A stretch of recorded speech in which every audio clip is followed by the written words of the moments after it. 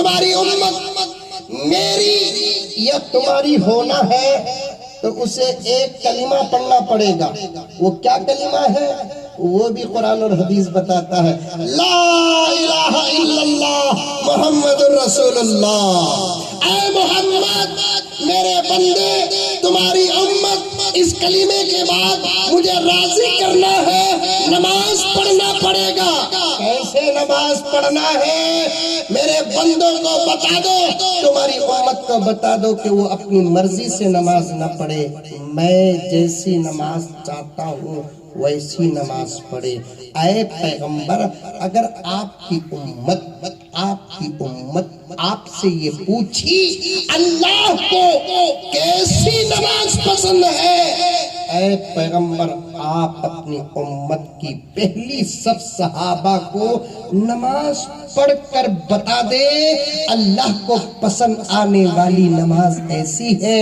صحابہ وہ نماز دیکھیں گے، تابعین کو بتائیں گے، تابعین وہ نماز دیکھیں گے، تابعین کو بتائیں گے. پہلی صف والے دوسری صف والوں کو، دوسری صف والے تیسری صف والوں کو، تیسری صف والے چوتھی صف والوں کو بتاتے بتاتے نماز شریعت کے مطابق کرنے کا طریقہ ہم تک پہنچا کہ نہیں پہنچا؟ ذرا اختلاف ہے وہ چھوڑو، وہ اختلاف نماز کے شرائط کا نہیں، وہ اختلاف نماز کے فرائض کا نہیں، وہ اختلاف نماز کے واجبات کا ہو سکتا ہے یا سنتوں کا ہو سکتا ہے یا تو مستحبات کا ہو سکتا ہے. شرائط نماز کا اختلاف نہیں ہوگا، فرائض نماز کا اختلاف نہیں ہوگا. اگر میں آپ کو کھول کر بتانا ہے تو سن لو کہ اگر کوئی کہتا ہے کہ نبی کی نماز میں رفع یدین تھی، اگر کوئی کہتا ہے کہ نبی کی نماز میں رفع یدین نہیں تھا، ارے بھائی تھی تو تھی، نہیں تھا تو نہیں تھا. کیوں؟ اس لیے کہ نبی نے ایسی بھی نماز پڑھی، نبی نے ویسی بھی نماز پڑھی. انڈرسٹینڈ؟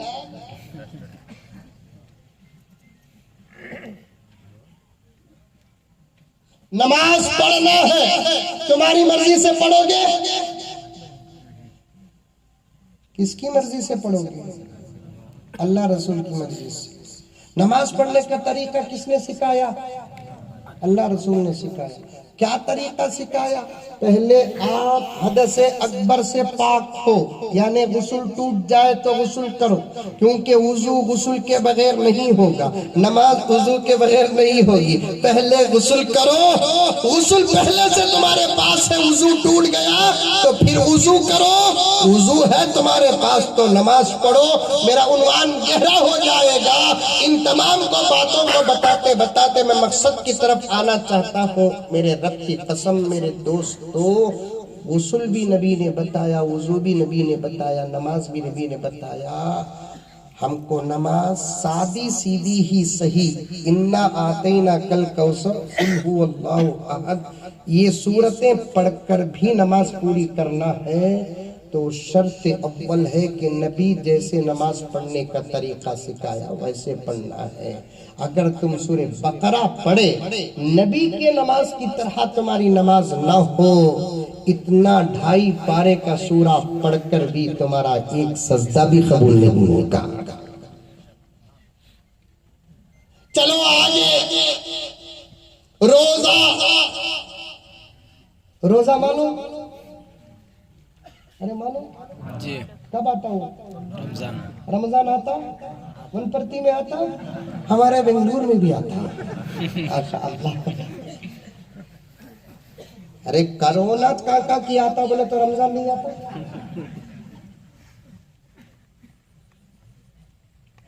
روزہ کیسے رکھنا؟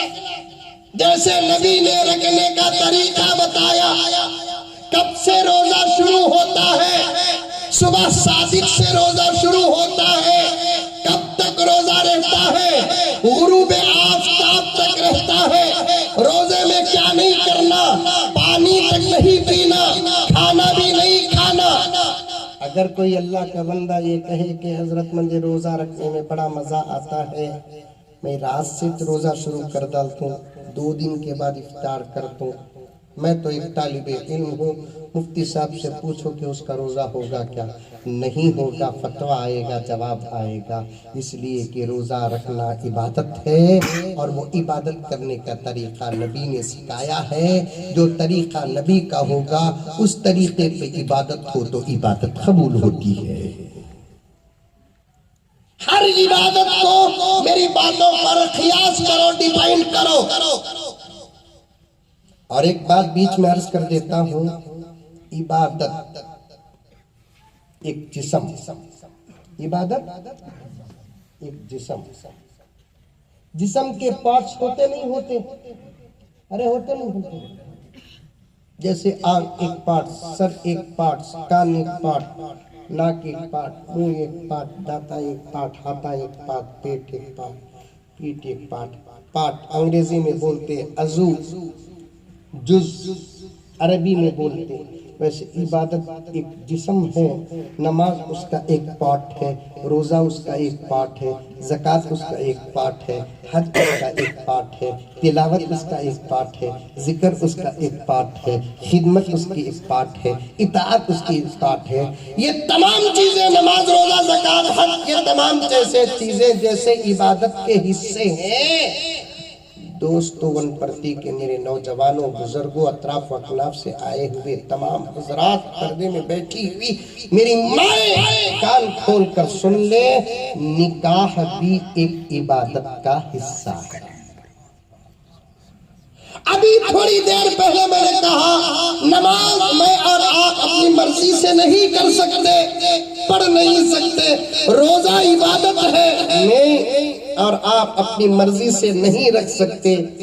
بالکل اسی طریقے سے نکاح جب ایک عبادت کا حصہ ہے تو نکاح بھی میں اور آپ جیسے چاہے ویسے کر نہیں سکتے۔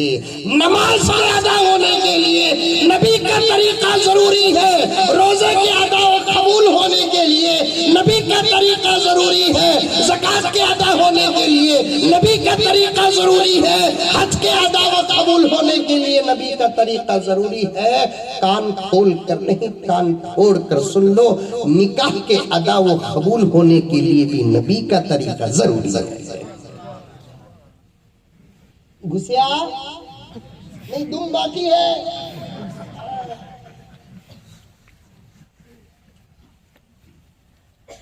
نماز بھی عبادت، روزہ بھی عبادت، زکوٰۃ بھی عبادت، حج بھی عبادت، تلاوت بھی عبادت، ذکر بھی عبادت، درود بھی عبادت۔ کیا بہترین بات حضرت مفتی صاحب دامت برکاتہ نے ارشاد فرمائی۔ حشر کے میدان میں مفتی صاحب کا نامہ اعمال ہم دیکھیں گے۔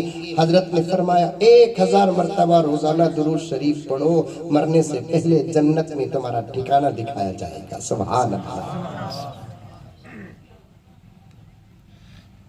درود بھی عبادت، اسی طریقے سے نکاح بھی عبادت، بولو ذرا زور سے، عبادت۔ ہلو بھائی کو بول رہے ہیں، وہ ٹینشن ہے کہ نکاح کے بعد نکاح بھی عبادت۔ سبحان اللہ۔ اب اور ایک آگے بات سنو، تمام عبادتوں میں کچھ عبادتیں کچھ عبادتوں سے بڑی، کچھ عبادتیں کچھ عبادتیں۔ نکاح کتنی بڑی عبادت معلوم کتنی بڑی، کتنی بڑی، کتنی بڑی، کتنی بڑی۔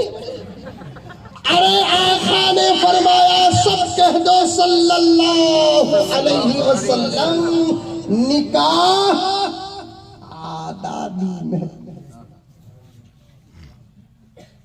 نکاح اے کاش آج ہماری مجلس میں مودی انکل بھی ہوتے، ضرور کل نکاح کر لیتے۔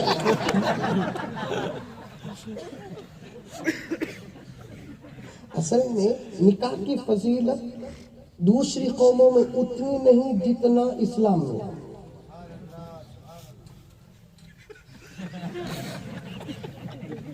سبحان اللہ، اس لیے بول رہے ہیں کہ کوئی ٹینشن گھر میں نہیں ہے، اللہ خوش رکھے آپ کے گھر کو، ورنہ نکاح کا لفظ سنتے ہی کئی لوگوں کے دل سے انا للہ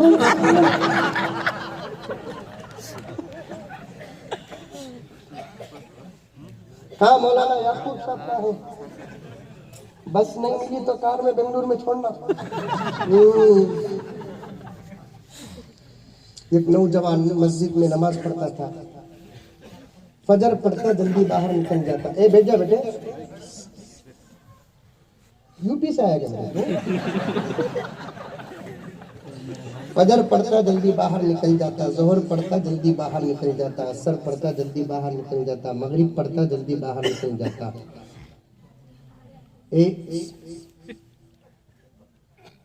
مدرسے کے بچے نے اب کیا بھی شرارت کرے تو پٹائی ہوگی۔ عشاء کی نماز پڑھتا جلدی باہر نہیں نکلتا تھا، 4 رکعت فرض پڑھ لے کو، 2 رکعت سنت پڑھ لے کو، 3 رکعت واجب پڑھ لے کو، اور 1-2 رکعت ایکسٹرا نماز بڑی لمبی پڑھتا تھا۔ کہ موزن صاحب ہے نا، عشاء کی نماز صبح کو آتے سو، عشاء کو جاتے سو، امام صاحب تک چلے جاتے لیکن انہیں نکلتا نہیں۔ اب نماز جا باقوں کو بھگا بھی نہیں سکتے ہیں، یہ پرانے دور کی بات ہے۔ آج تو مسلمان کو مسجد سے باہر کر رہا ہے۔ آج تو کتنا برا دور آیا، سہمی سی میری قوم کی حالت کیوں ہے؟ مسلمان کو مسجد سے باہر کر رہا ہے۔ خدا کے عذاب سے انتظار کرنا، عقل ہے تو میرا اشارہ سمجھ جانا، میں نہ ادھر کا نہ ادھر کا، لیکن ہوں حق بولنے والا بھی الحمدللہ و بفضل اللہ۔ کسی کو مسجد میں آنے سے نہ روکو، مسجد نہ میرے باپ کی ہے، مسجد نہ تمہارے باپ کی ہے، مسجد تو اللہ کے گھر ہے۔ اب تو چور ذرا حیفے بن گئے بول کر دروازے ہیں، ورنہ آج سے 100 سال پہلے تک کی مسجدوں کو دروازہ تک نہیں تھا۔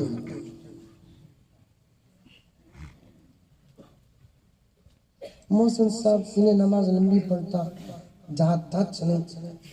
آخر ایک دن محسن صاحب پوچھے، آخر اچھے آدمی نماز پڑھنے کو چلے جاتے نا با، تو کوسی با نماز پڑھتا سنا؟ انہیں بولا کہتے کیا کرنا محسن صاحب، 2 رکعت صلاۃ الحاجہ نماز پڑھتا ہوں، حاجت کی ضرورت کی نماز پڑھتا ہوں۔ وہ کون سی ضرورت تھا؟ اتنے خشوع و خضوع سے فرض سنت واجب اتنی اچھی نہیں پڑھتا جتنا یہ 2 رکعت پڑھتا نا تو میری شادی چھوی نہیں محسن صاحب۔ یعقوب صاحب کے پاس گیا تو انہوں بولے روزانہ 2 رکعت نماز پڑھو، دعا کرو بولو۔ چند دنوں کے بعد محسن صاحب کو چاکو نوجوان رخہ دیا، کہتے صاحب کو میری شادی ہے، ماشاءاللہ نماز قبول ہوگی بتے لیے۔ شادی ہم کو 8 دن نہیں آیا، پھر 90 دن سے پھر نماز شروع ہوئی۔ 90 دن سے نماز شروع، اب پھر وہی 2 رکعت لمبی نماز۔ محسن صاحب پریشان ہو گئے، ایک شادی بسائی نہیں دکھتا اور ایک شادی کیسے لگا، ایک شادی بسائی نہیں دکھتا اور ایک شادی کے لیے نماز پڑھ رہا ہے۔ اب وہی 2 رکعت لمبی نماز، خشوع و خضوع کے ساتھ، قیام لمبا، رکوع لمبا، سجدہ لمبا، سب لمبا ہے۔ محسن صاحب کیا رہے پھر مصیبت شروع ہوئی، شادی ہوگی، شادی ہو جانے کے بعد تو جلدی جانا، سوینے کی نماز پڑھ لیں گا۔ اب پکڑ کو پوچھے گئے کیا بھائی یہ کون سی نماز پڑھ رہا ہے؟ محسن صاحب صلاۃ التوبہ نماز پڑھ رہا ہے۔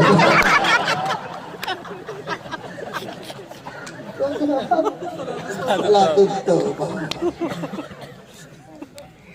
بتاتا ہوں، سنو میرے ونپردی کے نوجوانوں، سلام کرتا ہوں آج کے اجلاس کے منتظمین کو۔ دعائیں دے رہے ہوں گے ملائکہ، روح مبارک نبی پاک صلی اللہ علیہ وسلم کی خوش ہوگی، حضرات صحابہ کی ارواح خوش ہوگی، حضرات ائمہ مفسرین و محدثین و ائمہ کی ارواح خوش ہوگی۔ اس فیصلے اور اس نظام و انتظام سے پتہ نہیں کہ کتنے گھروں کی